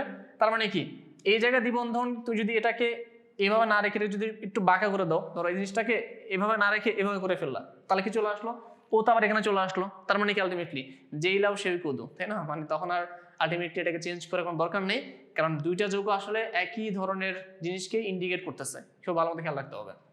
ওকে, এখন দেখো আরেকটা যৌগ দেখাচ্ছি, কি সেটা হচ্ছে সাইক্লোডেকিন। তো কি আছে, এই জায়গায় হাইড্রোজেন আছে, ডেকিন মানে কি 10 কার্বন, এই জায়গায় 5টা, এই জায়গায় 5টা, 10 কার্বন দেখাই দিছি। এটাকে ভেঙে জাস্ট এখানে দেখাই দিছি এভাবে। দেখো হাইড্রোজেন একই দিকে সিস, এই জায়গায় কি এই একটা হাইড্রোজেন, আবার কি এই একটা হাইড্রোজেন, এটা কি হবে অপোজিট দিক, তাহলে কি হবে ট্রান্স। তার মানে এটা সিস, এটা ট্রান্স। এবার খেয়াল করো, লেখা আছে ফর 8, 9, 10 মেম্বার্ড সাইক্লোঅ্যালকেনস, কি হবে সেই ক্ষেত্রে দেখা যাবে সিস এবং ট্রান্স উভয়ের মধ্যে স্ট্যাবিলিটির একটা ব্যাপার থাকবে। কোশ্চেন আসতে পারে যে 8 কার্বন বিশিষ্ট একটা সাইক্লো যৌগ নিলাম, সেখানে দ্বিবন্ধনওয়ালা এবং সেখানে জ্যামিতিক সমানতা প্রদর্শন করার পর সিস আছে একটা, ট্রান্স আছে একটা, তাহলে কোশ্চেন হচ্ছে সিস এবং ট্রান্স এই দুটোর মধ্যে কে বেশি স্ট্যাবিলিটি শো করবে? অ্যান্সার হচ্ছে অবশ্যই কি বলতো, সিস। বাট যদি 10 ক্রস করে ফর 11 মেম্বার্ড সাইক্লোঅ্যালকেনস, মানে 11টা ক্রস করে ফেলে বা 11টা অ্যাকচুয়ালি হয়, সেক্ষেত্রে কি হবে, সিসের থেকে ট্রান্সের স্ট্যাবিলিটি বেশি হবে, তো বেড়ে যাবে না অপোজিট হয়ে যাবে। তাহলে কথাটা আবার বলি, 8, 9, 10 এই তিনটা কি সিস, স্ট্যাবিলিটি বেশি, আর 11 কি হবে তাহলে স্ট্যাবিলিটি কার বেশি, ট্রান্সের। ওকে, সো জ্যামিতিক সমানতার মধ্যে খুবই অপরিচিত একটা অংশ নিয়ে আজকে কথা বলবো তোমাদের সাথে। এই অংশটা অনেক স্কিপ করে, তোমাদের বইয়ের মধ্যে এই অংশটা আছে, দ্যাটস এটা পড়তে হবে, কিছু করার নেই আসলে। সো আমি পড়াচ্ছি টপিকটা। তো এই টপিকটা আসলে তোমার বইয়ের মধ্যে খুব সংক্ষিপ্ত করে লেখা আছে, অনেকে বোঝে না যে এটা আসলে কিভাবে হলো। আমি একদম ক্লিয়ার করার চেষ্টা করতেছি যে কখন তুমি এই ধরনের সিস্টেমে তুমি হচ্ছে সিস বলবা বা কখন তুমি ট্রান্স বলবা। অ্যাকচুয়ালি এখানে সিস বা ট্রান্স বলে কোনো কথা নেই, এখানে নতুন একটা টার্ম আসবে সিন আর অ্যান্টি। তো চলো দেখি আগে কিভাবে হয় সেটা। আচ্ছা, তো ফার্স্ট অফ অল আমি যে কথাটা তোমাকে বলবো তা হচ্ছে, লেখা আছে দেখো উপরে, জিআই ইন কার্বন দ্বিবন্ধন নাইট্রোজেন সিস্টেম।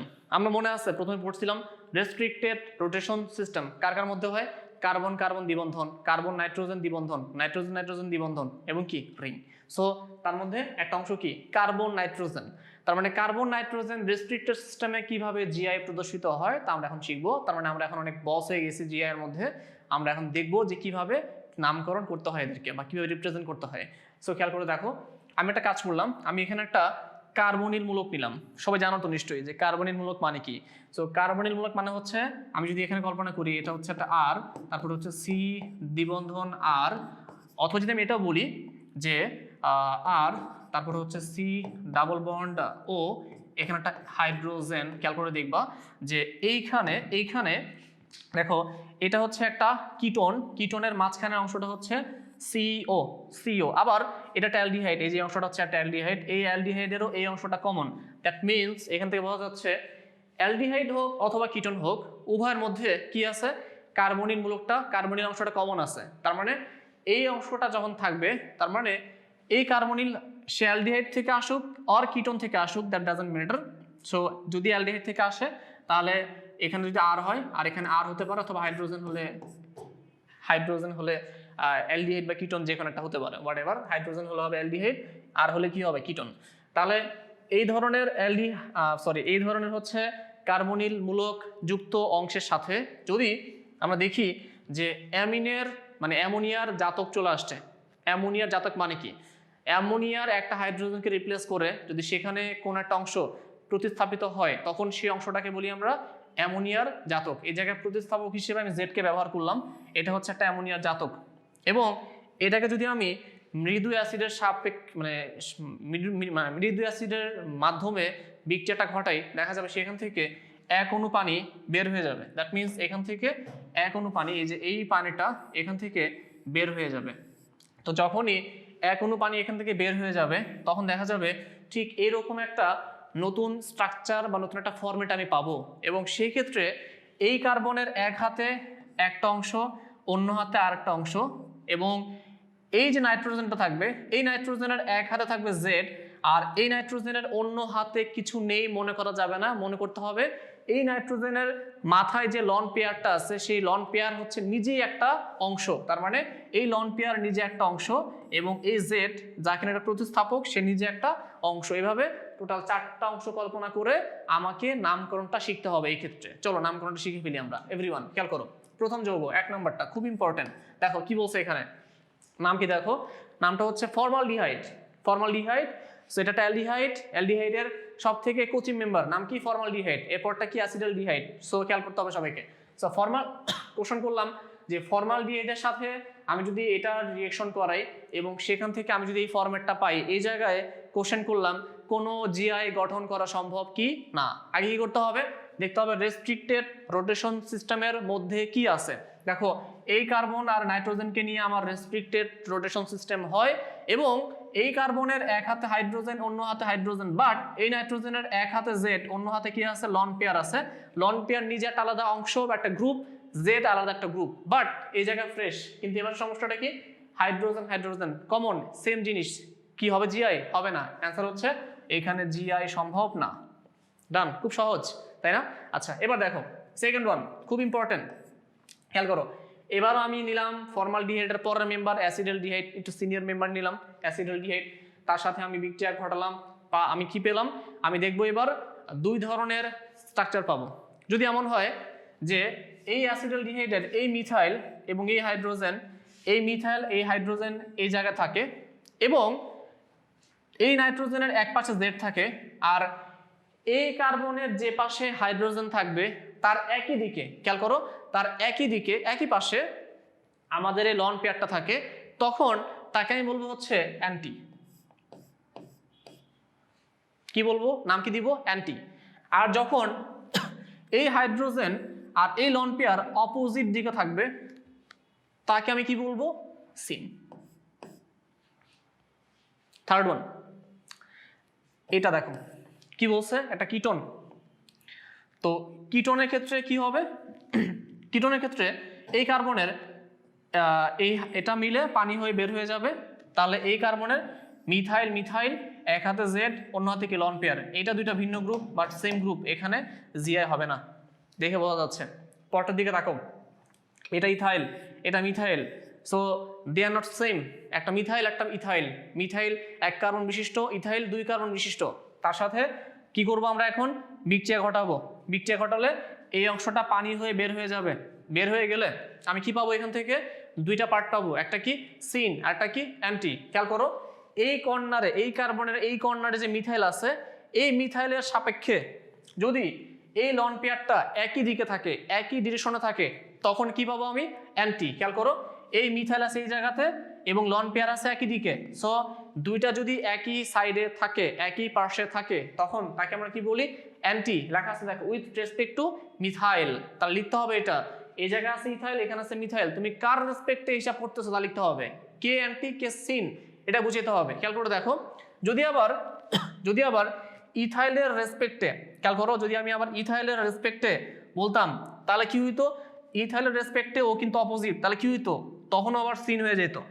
বুঝতে পারছো? তাহলে খেয়াল করো, এই মিথাইলের রেসপেক্টে লন পেয়ার একই দিকে, কি হবে, অ্যান্টি। আর এই মিথাইলের রেসপেক্টে লন পেয়ার অপোজিট দিকে, তাহলে কি হবে syn with respect to methyl. But যদি বলতাম এটা উইথ রেসপেক্ট টু ইথাইল কি হবে, উইথ রেসপেক্ট টু ইথাইল এই ইথাইল লন পেয়ার একই দিক কি হবে তাহলে অ্যান্টি। ক্লিয়ার? ওকে, চলো এবার আসি আমরা পরেরটাতে, লাস্ট অংশ। ঠিক আছে, কি বলছে দেখো, ইজেড নামকরণ, ইজেড নমেনক্লেচার। এটা কি জিনিস? যখন আমরা দেখব যে কার্বন কার্বন রেস্ট্রিক্টেড সিস্টেমে চারটা অংশ ডিফারেন্ট, চারটা অংশের কোনটার সাথে কোনোটা কোনো মিল নাই, সেই ক্ষেত্রে নতুন একভাবে নামকরণ করতে হয়, তাকে বলা হয় ইজেড নমেনক্লেচার বা ইজেড নামকরণ। তো এখন আসে হচ্ছে ই মানে কি, জেড মানে কি, লেখা আছে দেখো। ই মানে হচ্ছে এনজেন, আর জেড মানে কি জুসাম্যান। সাধারণত ধরে নেওয়া হয় এগুলো French word, but I am not sure actually কোন দেশ থেকে ভাষা ল্যাঙ্গুয়েজগুলো আসছে। সো মাথায় রাখো, ই মানে হচ্ছে এনজেন, জেড মানে কি জুসাম্যান। এনজেন মিনিং হচ্ছে অপোজিট সাইড, মানে অপোজিট মানে কি বিপরীত দিক, আর জুসাম্যান মানে কি সেম সাইড, মানে কি একই দিকে। তার মানে যদি এমন হয় তোমার এই কার্বন এই কার্বনের একই পাশে এক ধরনের গ্রুপ থাকে, তখন তাকে আমি বলবো হচ্ছে জেড। আর যদি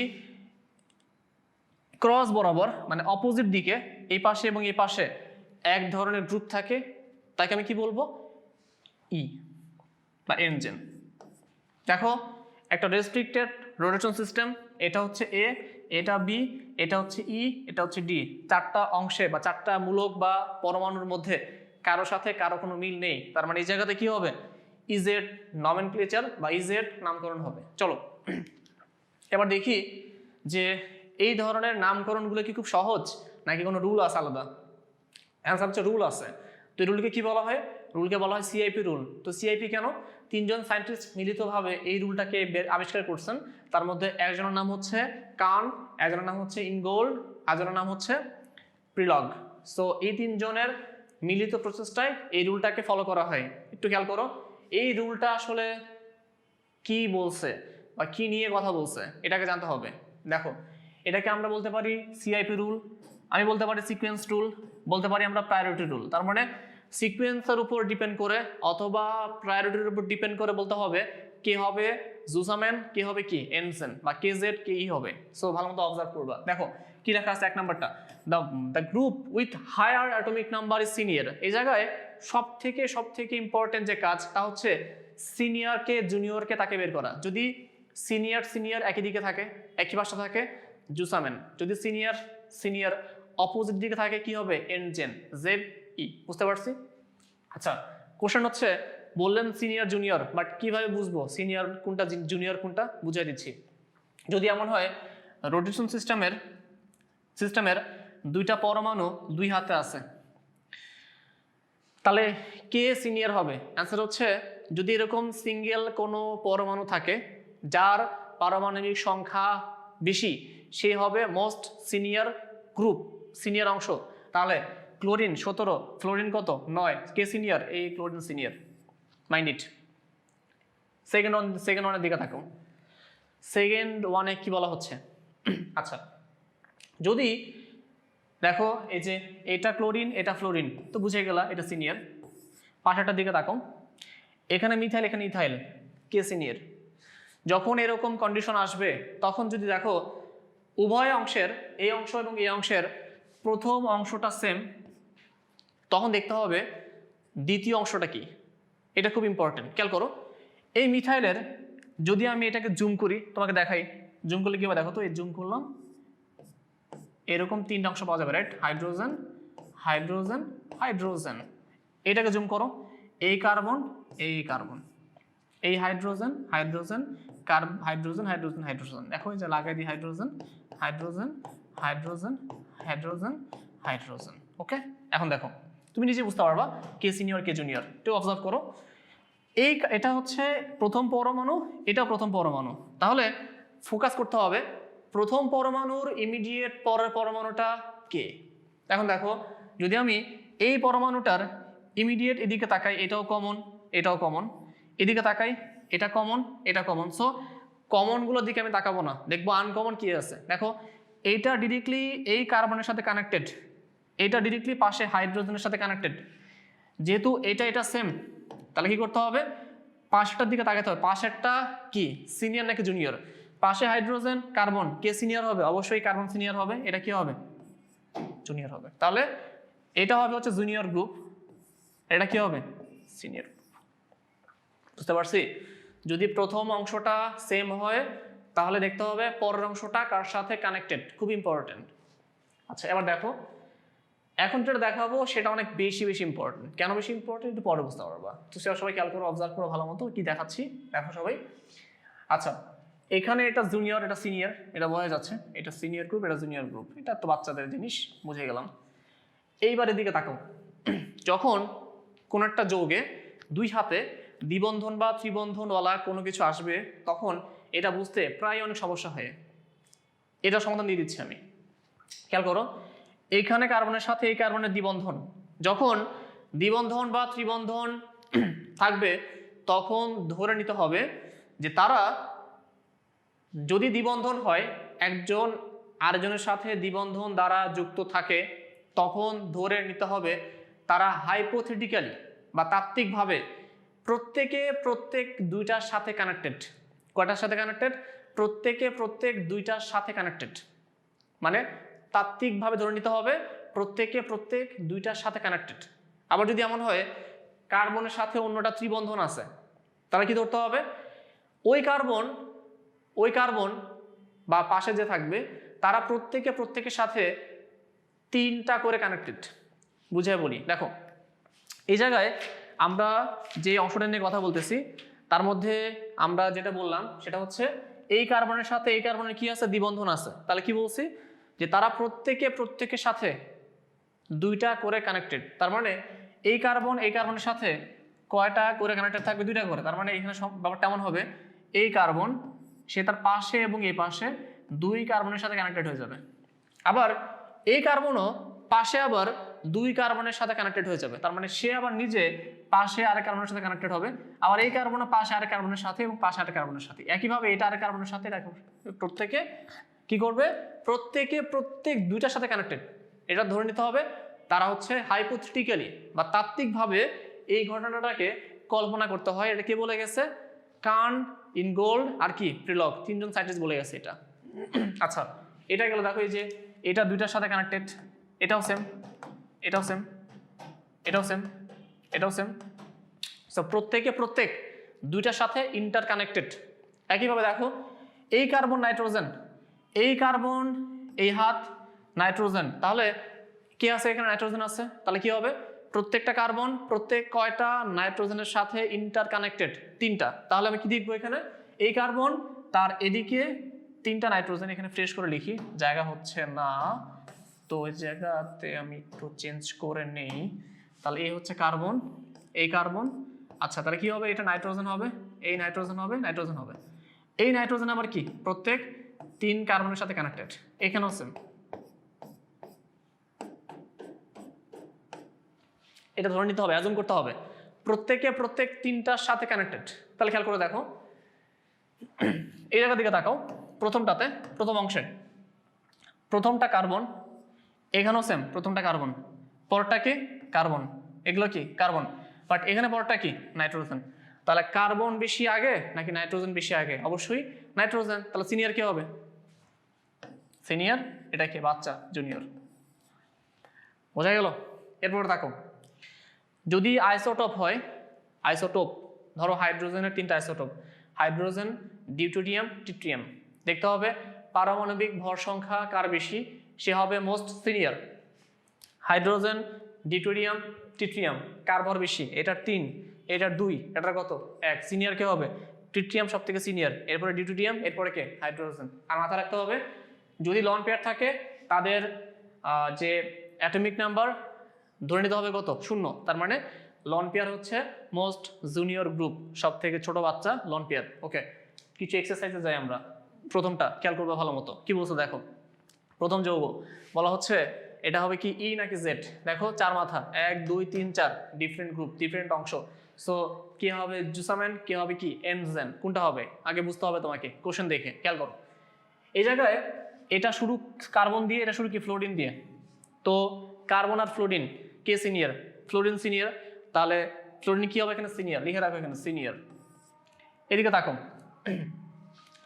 এই কার্বনের সাথে কি কানেক্টেড, রাইট? দেখো এই কার্বনের সাথে এই কার্বনের সাথে কানেক্টেড, আবার এই কার্বনের তিন দিকে কি আছে? হাইড্রোজেন আছে, হাইড্রোজেন হাইড্রোজেন হাইড্রোজেন। আবার এই কার্বনের সাথে দ্বিবন্ধনওয়ালা, তার মানে কি তারা একটার সাথে দুইটা করে হাইপোথেটিক্যালি কানেক্টেড। তার মানে এই কার্বন তার পাশে দুই কার্বনের সাথে, আবার এই কার্বন পাশের কার্বনের সাথে, এটা পাশের কার্বনের সাথে আস্তে আস্তে চলে যাবে সামনের দিকে। তাহলে দেখো এটার প্রথমটা কার্বন, এটারও প্রথমটা কার্বন, পরটা কার্বন, এটারও পরটা কার্বন, পরটা কি আবার কার্বন, পরটা কি আবার হাইড্রোজেন। তাহলে মাথায় রাখতে হবে যে হাইপোথেটিক্যালি কে সিনিয়র? হাইপোথেটিক্যালি দ্বিবন্ধনওয়ালাটা সিনিয়র। তার মানে এটা সিনিয়র, এটা সিনিয়র, এটা কে বলো? জুনিয়র। যখন সিনিয়র সিনিয়র একই জিনিস একই গ্রুপ অপোজিটে থাকে, অপোজিট সাইড কি বলা হয়? এনজেন। তাহলে কি হবে এটার নাম? ই। ঠিক আছে, এবার তাকাও এদিকে 2 নাম্বারটা কি বলছে দেখো। এই কার্বন চারটা গ্রুপ, 1 2 3 4, সব গ্রুপ সবগুলো ভিন্ন ভিন্ন দেখতে, সব ভিন্ন ভিন্ন দেখতে। তাহলে কোশ্চেন হচ্ছে এই অংশটা সেম, এটা ক্লোরিন, এটা কি হাইড্রোক্সিল, ক্লোরিন হাইড্রোক্সিল। এখানে কে সিনিয়র হয়? অবশ্যই ক্লোরিন সিনিয়র, তাহলে এটাকে সিনিয়র হবে, রাইট? পাশেরটাতে আসো, কার্বন কার্বন দ্বিবন্ধন, এখানে কি কার্বন কার্বন ত্রিবন্ধন। তার মানে এই একটা কার্বন পাশের দুইটা কার্বনের সাথে হাইপোথেটিক্যালি কানেক্টেড, আর এই কার্বন পাশের তিনটা কার্বনের সাথে হাইপোথেটিক্যালি কানেক্টেড। তাহলে প্রায়োরিটি কার বেশি? ত্রিবন্ধনওয়ালার। তাহলে কি হবে? এটা হবে সিনিয়র। তাহলে এই সিনিয়র কি একই দিকে, তাহলে কি হবে? এটা জেড। থার্ড ওয়ান দেখো কি বলছে, 3 নাম্বারটা খেয়াল করো।